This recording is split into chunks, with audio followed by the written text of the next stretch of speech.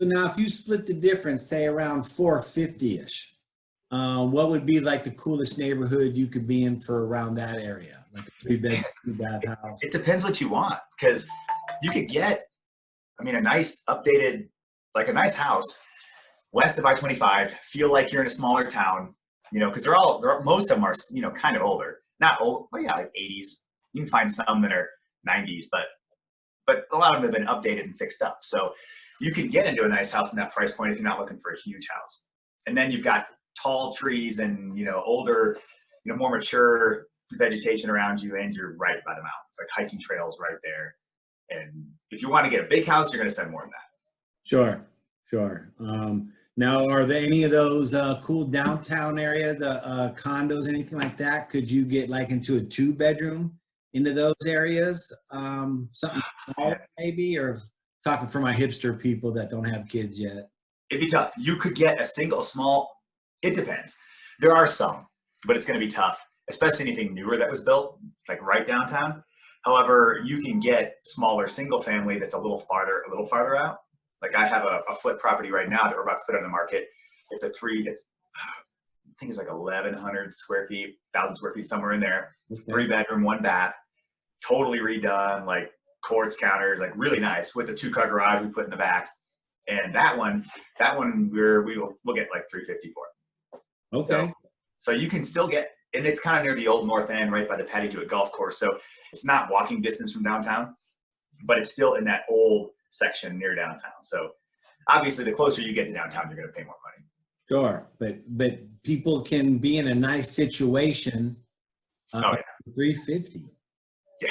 Wow, man, we need a time machine.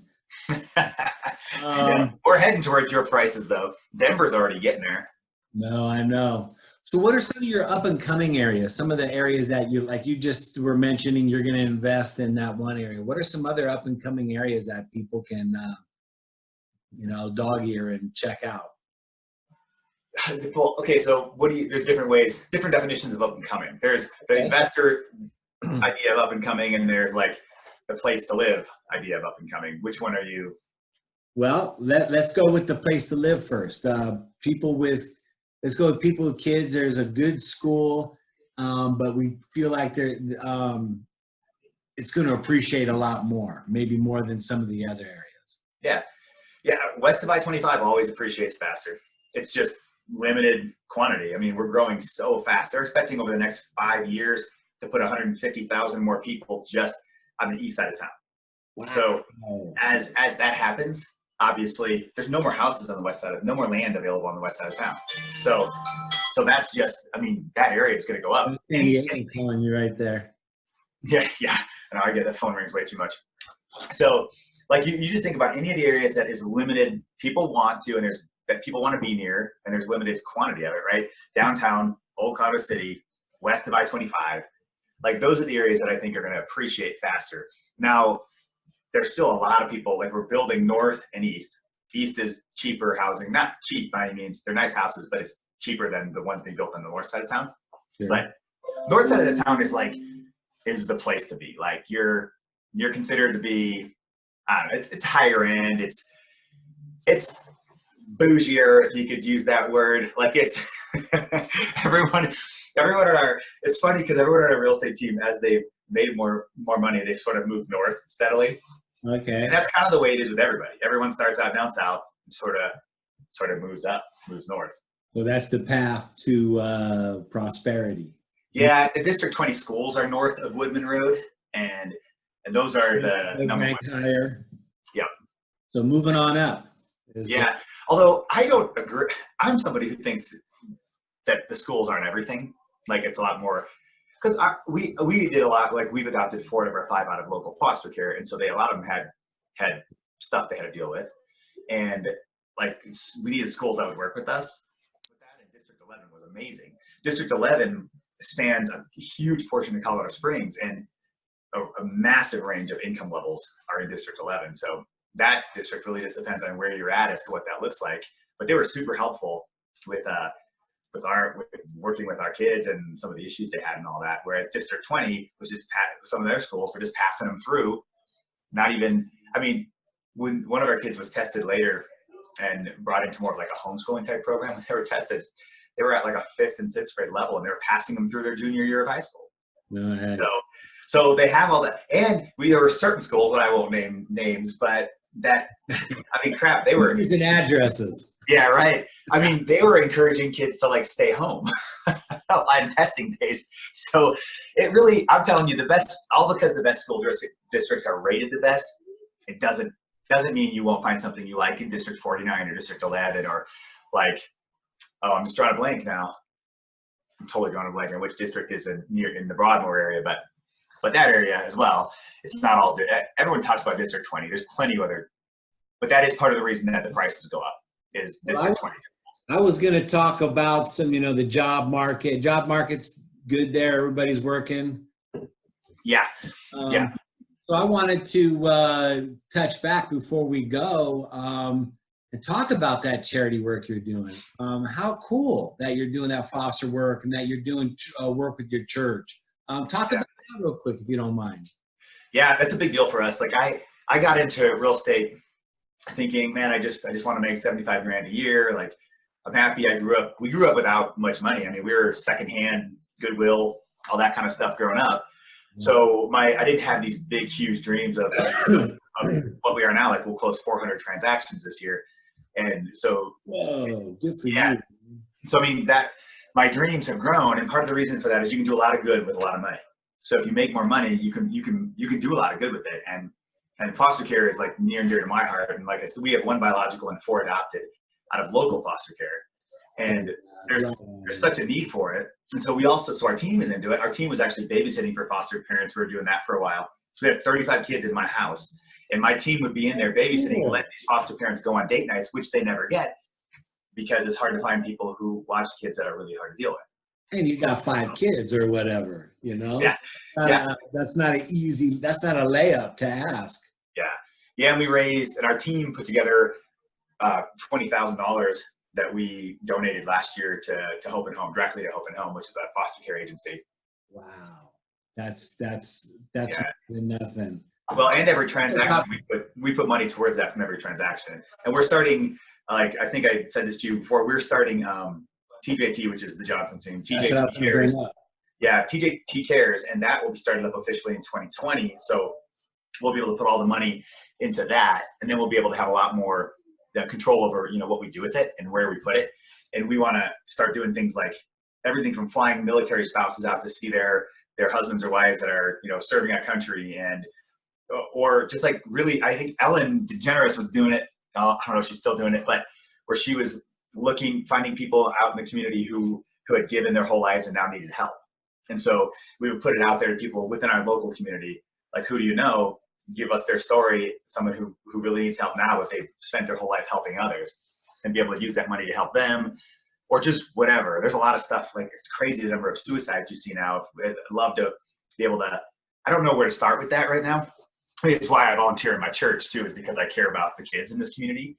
And if we could find a way to, because that issue is more time than money. Like, you need to spend time with these kids who somehow feel that hopeless. And so we got to figure all that out. But yeah, TJT Cares will be starting up in 2020. That's so fantastic, man. It's so cool. And now we don't expect people just to take my own word. Of course, I'm gonna say we're good. We know what we're doing. Take my word.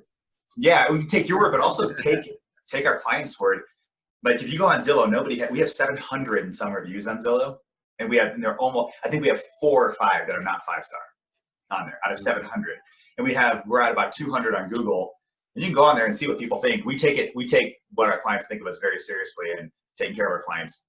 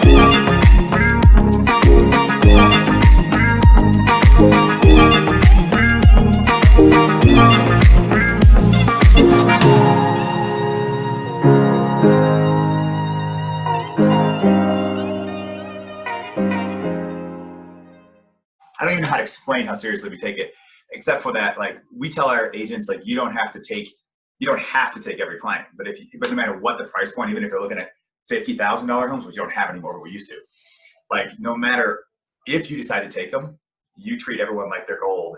And we take that really, really, really, really seriously. That's, you know, and the way I met you is I referred a client to you, and you got That's right. a place, and they're happy as a pig in slop, and see pictures of him all the time. I'm surprised you guys haven't bumped into each other on bike riding trails and stuff like that, because he's a mountain man kind of guy too. So well, we're looking at getting a TJT mountain biking club together. So that's in the works too. We have enough clients now. Weston, I'm sure he's gonna be one of your guys. Yeah, hopefully. Yeah, because we've got like 1,500 past clients. So, I mean, we've got to have enough people in there that make a good mountain biking group. Yeah, exactly. Call me up for the pancake eating group. Right. That's why you mountain bike and then drink beer afterwards, right? You want to negate the effects of all that good exercise. Yeah. Hey, just to clarify, people, he said after you. Right. So right. No accidents out there. Jeff, again, thank you so much for your time. I know you're busy. You're helping out the world. I mean, you're busy in real estate and you're busy in other stuff. So thank you so much for doing this, brother. Yeah, absolutely. Right on. As a free gift to my audience, I'll search and pre-screen a great residential, commercial, or vacation real estate professional in any area of your choice, limited to planet Earth. You'll also receive a free checklist for moving out of town. It includes how to research local schools, jobs, government facilities, where to get your driver's license, and a bunch of other must-have info. Text me over the zip codes or areas that you're interested in, and I'm on it. And of course, if you have any real estate questions or concerns from the seller side, buyer side, investment side, please let me know. I'm here to help. This is the Leaving San Diego podcast. I'm Jack Rowell. Thank you so much for watching. God bless.